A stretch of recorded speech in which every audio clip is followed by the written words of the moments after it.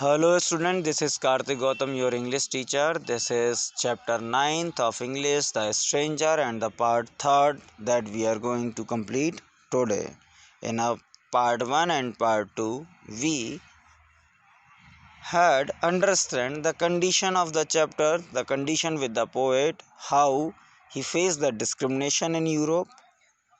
हमने समझा था कि किस तरह से जो हमारा ऑथर है उसके साथ डिस्क्रिमिनेशन यानी भेदभाव हो रहा है यूरोप में, और हमने ये भी समझा था कि किस तरह से वो फ्रस्ट्रेटेड है, कितना ट्राई वो जॉब्स के लिए कर चुका है, उसके बाद भी उसके कलर को देखने के बाद लोगों से जॉब्स नहीं देते हैं। एक बार उसने एक छोटी जॉब के लिए भी ट्राई किया, पर क्या हुआ, फाइनली उसकी जो क्वालिफ़िकेशन थी वो उस जॉब के लिए बड़ी थी, मतलब एक जॉब जो थी वो छोटे क्लास की थी और क्वालिफ़िकेशन बड़ी थी उसकी, फिर भी उसे जॉब नहीं मिली।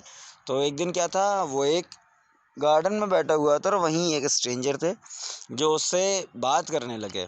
तो उसको हमने समझा था कि वो stranger a old man who seems to be old and talking to the dogs, जो मतलब बतखें जहाँ पे थी उनसे बात कर रहे थे, और they started conversation. In the starting, the author didn't want to have a conversation with him, but the old man continued the conversation and they had a good conversation. तो उसके बीच उनकी जो बातें हुई थी कि बड़े शहर हैं, कैपिटल्स हैं, यहाँ लोगों को फ़र्क नहीं पड़ता, ठीक, किसी से बात कर लेनी चाहिए, उस तरह से उसने क्या किया, जो बूढ़ा सा आदमी था उसने उसे ऑथर को मोटिवेट किया। तो उसी के आगे हम पढ़ेंगे आगे। He looked at me and suddenly laughed. जब उनका कन्वर्सेशन हो गया तो बूढ़ा आदमी एकदम से क्या हुआ, उसकी तरफ देख के हंसने लगा। A laughed abandon and gave a laugh rich and young and indescribably infectious. I laughed with him, although I failed seen anything funny in my remark. जब वो हंसने लगा तो उसको हंसते हुए देख के ऑथर भी हंसने लगा, लेकिन ऑथर को पता था कि वो ज़बरदस्ती हंस रहा है बिना किसी बात के। I wondered how long it would be before you broke down and talked to me, he says when his amusement has quietened down. Taking helps, you know, if you can talk with someone you are not lonely anymore, don't you think? As simple as that, soon we chatting away undeservedly like old friends, and had told him everything. तो उसने जब कहा कि अकेले हो तो किसी से बात करनी चाहिए, बात करने से प्रॉब्लम का सॉल्यूशन हो जाता है, वो लगातार जो बूढ़ा आदमी था वो पोइट को मोटिवेट कर रहा था, ऑथर को, और उसने कहा किसी से बात करनी चाहिए। तो धीमे धीमे उनका कन्वर्सेशन स्टार्ट हो गया और वो ऐसे बात करने लगे जैसे एक दूसरे को बहुत पहले से जानते हों। तो क्या था, ऑथर जो जॉब के लिए जॉब तलाश रहा था, और उसी टाइम पे जो बूढ़ा आदमी है, द ओल्ड मैन है, जिसने मोटिवेट किया था ऑथर को, वो बोलता है teaching he had presently, that is the thing, why not get a job as a teacher? That's rather unlikely, I replied. I have had no training as a teacher. Oh, that no, absolutely necessary, your degree would be considered in new training, and I feel sure that with you experience and obvious ability you could do well. Look here, sir, if these people would not let me near ordinary inanimate equipment, about which I understand quite a bit, it is reasonable to expect them to insert the education for their children to me. वो इंसान कहता है teaching में क्यों नहीं try करते, teaching में तुम ट्राई कर सकते हो, वहाँ तुम्हें अच्छी जॉब मिल सकती है। तो वो कहता है टीचिंग में मेरे पास तो ट्रेनिंग भी नहीं है और मेरी जो डिग्रीज़ है वो टीचिंग की डिग्रीज़ नहीं है। तो बूढ़ा आदमी ये कहता है उससे क्या, कि तुम्हारी जो डिग्रीज़ हैं वही काफ़ी हैं, ठीक, तुम्हें एक्सपीरियंस हो जाएगा, तुम्हारे अंदर एबिलिटी है, तुम कर लोगे। तो आगे क्या करता है, ऑथर कहता है कि जब उन लोगों ने मेरे कलर देख के मुझे डिस्क्रिमिनेट करके छोटी सी जॉब नहीं दी, तो वो कैसे चाहेंगे कि मैं उनके बच्चों को पढ़ाऊँ, मतलब उनके बच्चों के सामने मैं परमानेंट रहूँ। It is sad that they also need technical desperately, but that different. I don't suppose education authorities can be bothered about the color of people's skin, and I do believe that in that respect the London County Council is rather outstanding. Anyway, there would be no need to mention it. Let it wait until they see you at the interview. I have tried that method before. It didn't work. तो उसने क्या कहा, फिर जब उसने ये कहा कि मेरे कलर के डिस्क्रिमिनेशन की वजह से मुझे टीचिंग की जॉब नहीं मिलेगी, देन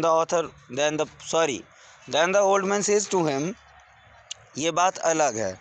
एजुकेशन अथॉरिटी ऐसी चीज़ है जहाँ पर लोग डिस्क्रिमिनेशन को ज़्यादा तवज्जो नहीं देते, तो तुम ट्राई कर सकते हो। एजुकेशन, जो एजुकेटेड इंसान होता है, जो पढ़ा लिखा इंसान होता है, वो इन चीज़ों को समझता है, वो लिटरेट होता है, ठीक है ना। तो वो शायद डिस्क्रिमिनेशन को उतना नहीं समझता है जितना दूसरे लोग करते हैं, क्योंकि उसे रियल नॉलेज पता होती है। तो इसीलिए उसने कहा कि एजुकेशन साइड में ऐसा नहीं होगा, तुम ट्राई कर सकते हो, ठीक है। तुम एक काम करो, तुम अपना कलर मेंशन नहीं करो। तो अथर बोलता है ये तो मैंने पहले भी किया हुआ है, कि मैंने कई बार जब इंटरव्यू में अपना कलर मेंशन नहीं किया, लेकिन जब मैं इंटरव्यू के लिए गया तो क्या हुआ, मुझे वहाँ से हटा दिया गया। तो इट डिडंट वर्क, ये काम नहीं करता। Try it again, you have nothing to lose. I know for a fact that there are many vacancies for teachers in the east end of the London. तो वो क्या करता है, तुम्हारे पास खोने को वैसे ही कुछ नहीं है, इतना और ट्राई कर लो, हो जाएगा तो हो जाएगा, वरना वैसे भी तुम ऐसे ही बैठे हो बेकार से। और मुझे पता है कि यहाँ पे बहुत सारी वैकेंसीज़ हैं ईस्ट ऑफ द लंदन, मतलब लंदन जो शहर है, लंदन शहर का ईस्ट डायरेक्शन में जो स्कूल्स हैं, जो अथॉरिटीज़ है, वहाँ पे बहुत सारी टीचर की जॉब्स हैं।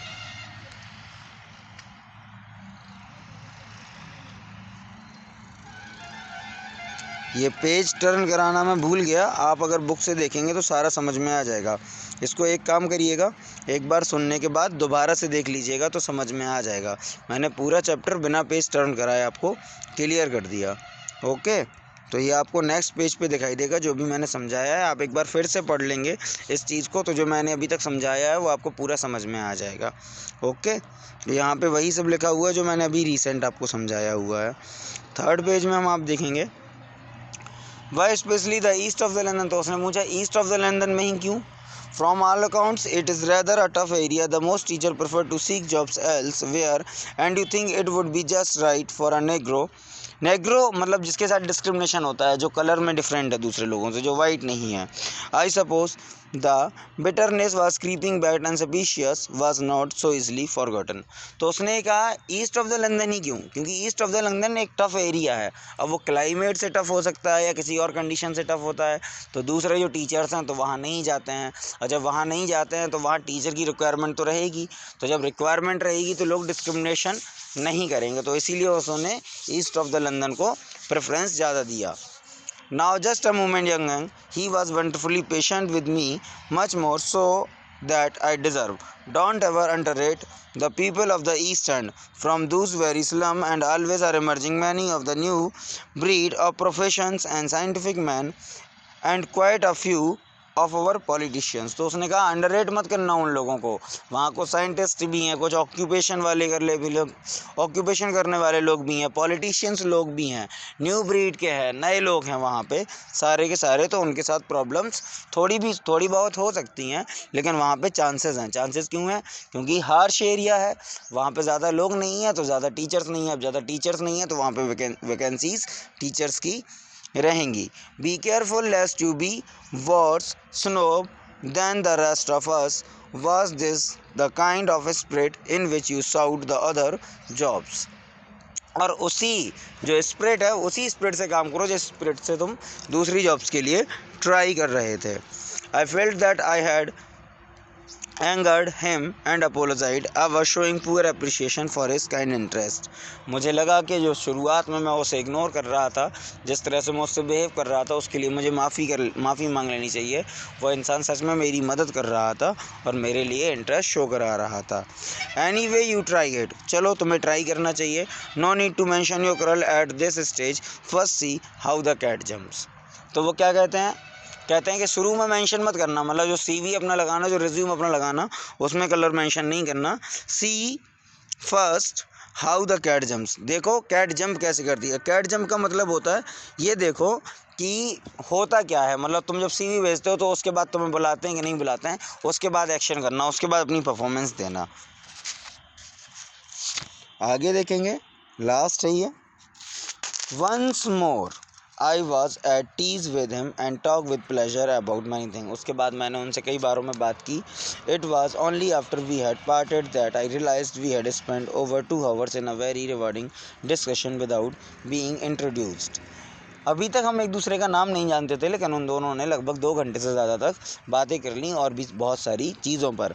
We had not even exchange name, हमने अपने नाम भी एक दूसरे को नहीं बताए थे। I hope that he may one day read this pages and know how deeply grateful I am for that timely and faithful meeting.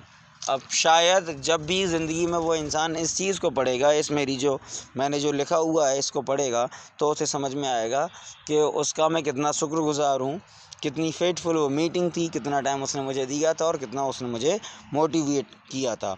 It happened just as he had predicted. I was invited to the Ministry of Education for an interview, and later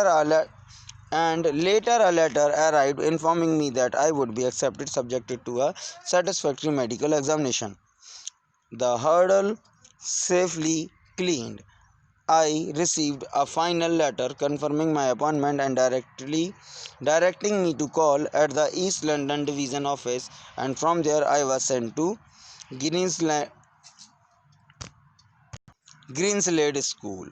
तो जैसा उसने predict किया था, मुझे invitation आया कहाँ से, ministry of education से, एक इंटरव्यू के लिए। उसके बाद एक लेटर आया, ठीक, इन्फॉर्मेशन आई, मैंने एग्ज़ाम दिया, एग्ज़ाम को मैंने पास किया और उसके बाद क्या हुआ, मेरा एक अपॉइंटमेंट आया जिससे मैं टीचर बन गया। तो जो भी उसके साथ ऑथर के साथ है, स्टार्टिंग का डिस्क्रिमिनेशन, डिसअपॉइंटमेंट, सैडनेस, अकेले बैठा हुआ था। उसके बाद जो पोएट है, जो ओल्ड मैन है, उसकी हेल्प, उसकी मोटिवेशंस, उसका आइडिया, उसका प्रेडिक्शन के east direction of the London में तुम्हें ट्राई करना चाहिए। उसके बाद ट्राई किया और उसे जॉब मिली और एक पहचान मिली। तो ऐसे हमने ये चैप्टर ख़त्म किया। एक्सरसाइज वर्क आप खुद से कंप्लीट कर लेंगे, क्वेश्चन आंसर मैं आपको कल में सेंड कर दूंगा।